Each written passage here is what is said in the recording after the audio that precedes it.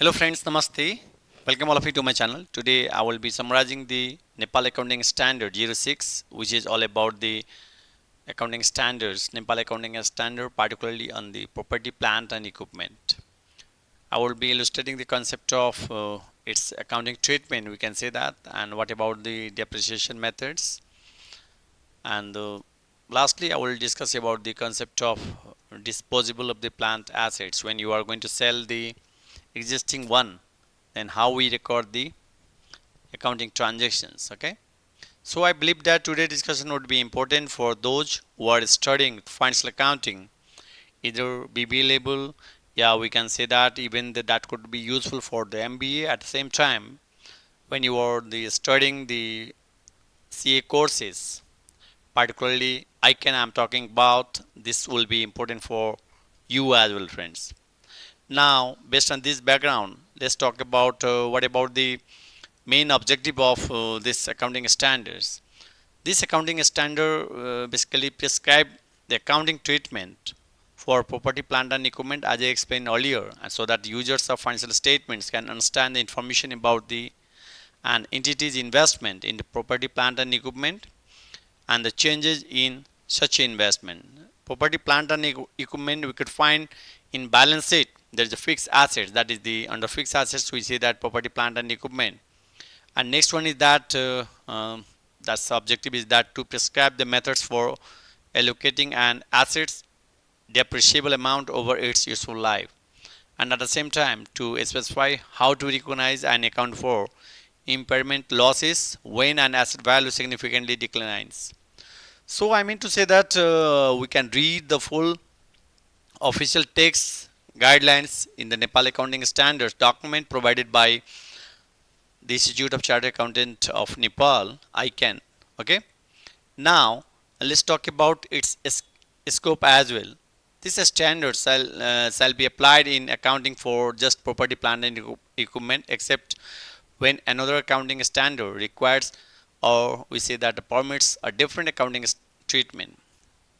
But point is that this accounting standard does not apply to the property, plant and equipment classified as held for sale. That means when you are dealing with the selling of some automobiles, let's say the plant, property, whatever, so that will not be taken into account by this standard.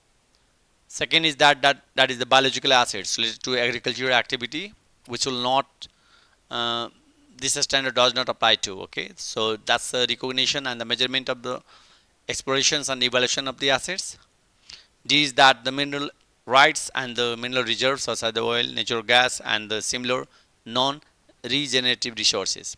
So my point is that is the Nepali accounting standards 15, which talks about the lease.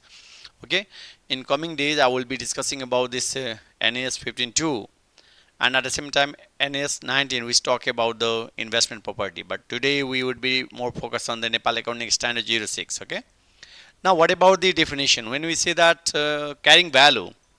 So simply we say that that is the case of Nepal accounting standards. So is the carrying amount, or we can say that the book value. See, this is simply uh, total original cost of the assets minus accumulated depreciation, and the cost is simply we can say that as the acquisition cost. So it's not about just purchase price of the assets. Okay, it's all about there might be the transportation charges, until installation we can say that. Okay, so the next one is that depreciable amount. This is simply we can say that B minus S. V is our original cost of machine, or you can say that acquisition cost. S is the scrap value. So depreciation simply this is the non-cash expenses, or we can say that systematic allocation of the depreciable amount of the assets over its useful life. So it's a when we talk about entity specific value, that's the present value of the cash flow, and entity except expected to arise for continuing the use of the assets from its disposal at the end of its useful life, or we expect to incur when setting a liability.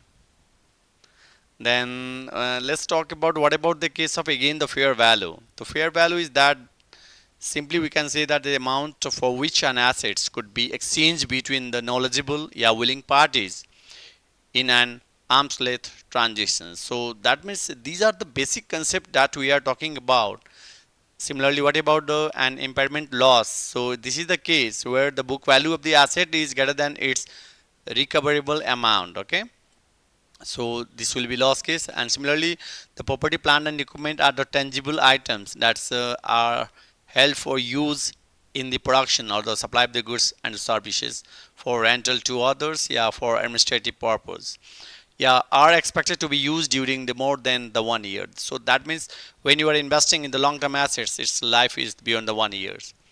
And regarding the recoverable amount, friends, this is the higher than that of the assets net selling price and its value in use.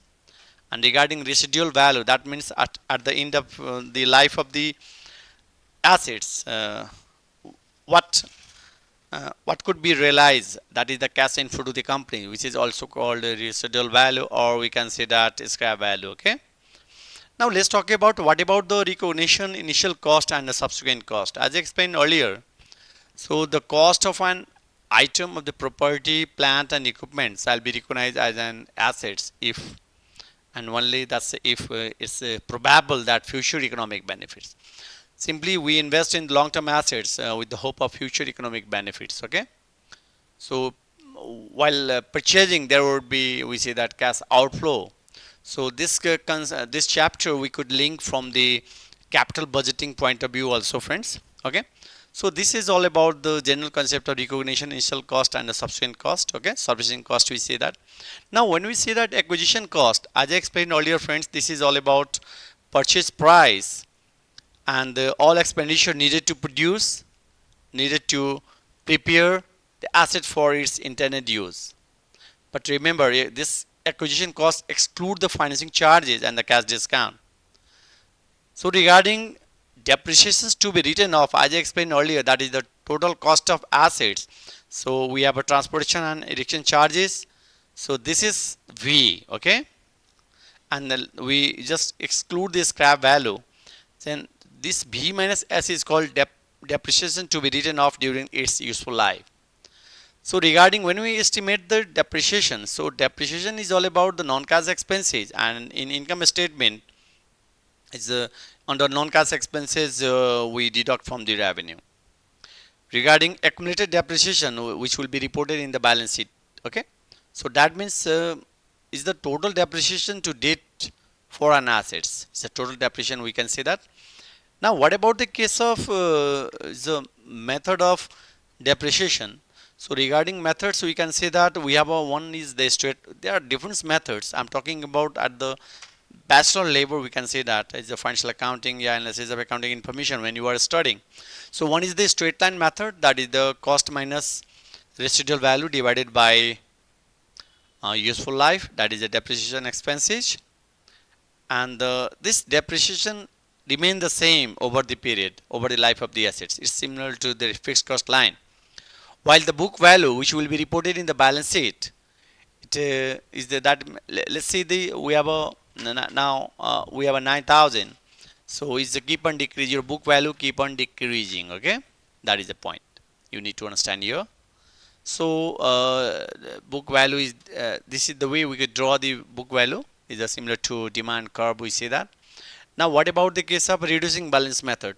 Under reducing balance method, we simply charge the depreciation on the book value, while in a straight line method we charge the depreciation at the original cost. Okay, so remember, when we don't have the depreciation rate, so in that case rate is simply 1 minus n square root of scrap value, yes, scrap value divided by original cost.